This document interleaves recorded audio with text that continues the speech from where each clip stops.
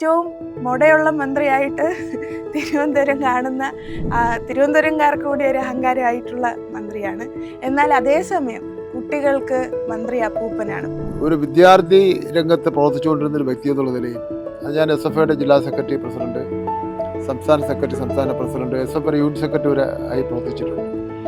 അതുകൊണ്ട് എനിക്കറിയാം വിദ്യാർത്ഥികളുടെ മനസ്സ് എങ്ങനെയാണ്. പൂക്കി മിനിസ്റ്റർ എന്ന് കുട്ടികൾ വിളിക്കുമ്പോൾ അതിനർത്ഥം അത്രയും സ്നേഹം അവർ തരുന്നുണ്ട് എന്നാണ്. അപ്പം ഇത്തരം പദങ്ങൾക്ക് എനിക്ക് തോന്നുന്നില്ല 20 മന്ത്രിമാരിൽ മറ്റാരും അർഹനായിട്ടുണ്ട്.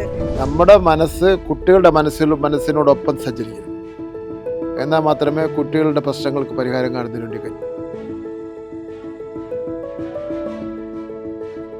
ഇന്ത്യയിൽ ആ ലേബർ കോഡുകൾ നടപ്പിലാക്കില്ല എന്ന് പറഞ്ഞ ഏക സംസ്ഥാനം കേരളം മാത്രമാണ്. ജനങ്ങൾക്ക് കൃത്യമായ ബോധ്യമുണ്ട് എന്നതാണ്. ഒന്ന്, വി ശിവൻകുട്ടി എന്താണ് എന്നതും വിദ്യാഭ്യാസ വകുപ്പ് മന്ത്രിയുടെ ഉദ്ദേശവും അജണ്ടയും എന്താണ് എന്നത്. എനിക്ക് ഗവൺമെന്റ് പ്രോഗ്രാമിനേക്കാൾ ഇഷ്ടം പാർട്ടി പരിപാടിയിൽ പങ്കെടുക്കുന്നത്. അത് ശരി. അപ്പൊ ആ സംഘടനാ പ്രവർത്തനവും പാർലമെന്ററി രംഗത്ത് വന്നപ്പോൾ അത് കുറച്ച് മിസ് ചെയ്യുന്നുണ്ട്. ഒരുപാട് മിസ് ചെയ്യുന്നുണ്ട്. കൂടുതൽ ആളുകൾ വരുന്നത് ശിവൻകുട്ടി അണ്ണനെ കാണാൻ വരുന്നത്.